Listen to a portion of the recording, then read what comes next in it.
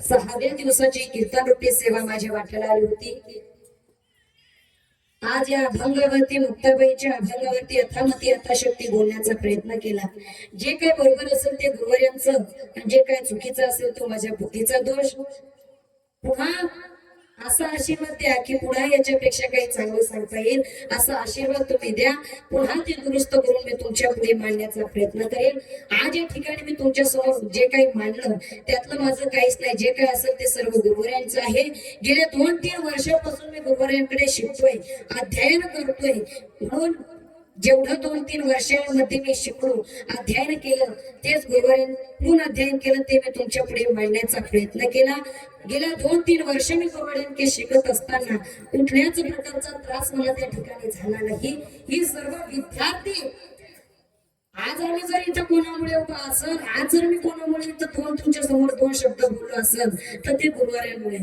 का तर जे तुम्हाला जमलं नाही का, जे तुम्हाला सुद्धा जमलं नाही, घरी मुलांकडून जे आजकालच्या बरेच मुलं आहे की अजून त्यांना वाचता येत नाही, पण असेही मुलं आमच्या संस्थेत असताना बाबांनी त्यांच्याकडून त्या मुलांकडून तासन-तास बसून तासन-तास बसवलं आणि बसवल्यानंतर अगदी 12 घडीच्या धड्यापासून त्यांना शिकवलं। आणि आज तेच मुलं गीतेचा 15वा, 9वा, 12वा विष्णू सहस्त्र जे काय असेल ते शिवतांडव, महिषासुरमर्दिनी स्तोत्र असे ते स्तोत्र करताय।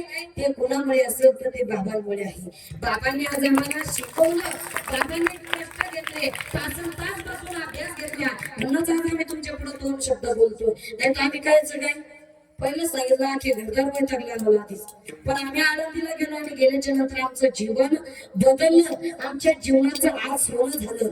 मी इथं अभिमानानं सांगेन की आज जर मला या समाजात मान आणि सन्मान जर कुणामुळे भेटत असेल तर तो बाबांमुळे भेटतो। माझं तुम्ही सर्वच मुलांचं आहे हे खरं सांगते।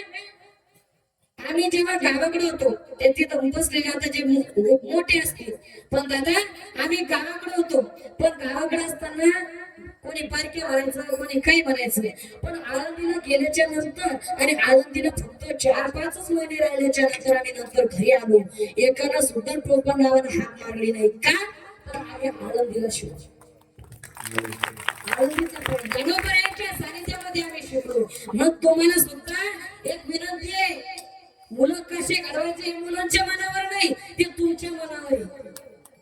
मुलं कशी घडवायची ते तुमच्या मनावर आहे। तुम्हाला जर वाटत असेल ना की आपल्या मुलांना आपल्याला म्हातारपणात सांभाळावं, त्याच्याकरता तुम्ही आताच मुलांना आनंदीत टाका। त्यांना संस्कार जर लागावे, ते जर सुसंस्कारी बनावे असे वाटत असेल, निर्व्यसनी जर बनावे असे वाटत असेल तर नक्की तुम्ही आनंदीला टाका। आळंदीला टाकल्याच्या नंतर मुलांना तुम्हाला सुद्धा सांगणे, जे काही बारीक असतील मोठे असतील, आळंदीला या। इथं जर राहिला आता ते सोडून द्या, तुमच्याच गावात संकेत महाराज, प्रवीण महाराज हे गावाकडे असताना तुम्ही त्याला कोणी प्रवीण असं काय म्हणतच होते ना, संख्या अशा म्हणतच होते का, पण आता कोणाची टाइम संख्या प्रवीण म्हणायची, प्रत्येक म्हणताना महाराज आले का म्हणतात का, तर ते गणोबरायांच्या सानिध्यात 4 महिने त्याने तिथं काढले। गावाकडे राहून कोणी काही म्हणलं, गावाकडे राहिल्यानंतर माणूस सुद्धा म्हणणार नाही, पण आळंदीत नुसते 4च महिने राहा आणि घरी या। नक्की एक मोठा माणूस असो किंवा लहान असो, नक्की माऊली म्हणल्याशिवाय राहणार नाही। का तर ते आळंदीमध्ये आम्ही बाबांच्या सानिध्यात आणि माऊलींच्या सानिध्यात आम्ही शिकलो। म्हणून तुम्हाला सर्वांना विनंती आहे, मुलांना आळंदीला टाका, प्रवेश देणं सुरू आहे बरं का। आता उन्हाळा आहे, मुलांना जर चांगले सुसंस्कार लागावेसे वाटत असेल ना, मुलांना आनंदीला टाका। आणि एवढंच नाही, आणखी एक विशेष म्हणजे गेले आम्ही 5-6 दिवस झाले, आता 8 दिवस आम्ही तुमच्या गावामध्ये राहणार आहे। अजून 2 दिवस, आजचा 6वा दिवस, गेल्या 5 ते 6 दिवस झाले आम्ही तुमच्या गावात राहतोय। सज्जन हो, आमच्या या माझ्याकडून किंवा आमच्या सर्व मुलांकडून या मा नर्मदा आध्यात्मिक वारकरी गुरुकुल या मुलांकडून जर कोणाला काही वाकडा शब्द बोलला गेला असेल, कोणाला काही आमच्यामुळे जर त्रास झाला असेल तर मायबापाचं अंतःकरण समजून आम्हाला माफ करा अशी अपेक्षा मी तुमच्याकडून ठेवतो। काही त्रास झाला असेल तर, आणि अजून जर सांगायचं झालं तर 2 टायमाचं जेवण केलं का विचारणारे आमच्या रुक्मिणी काकू,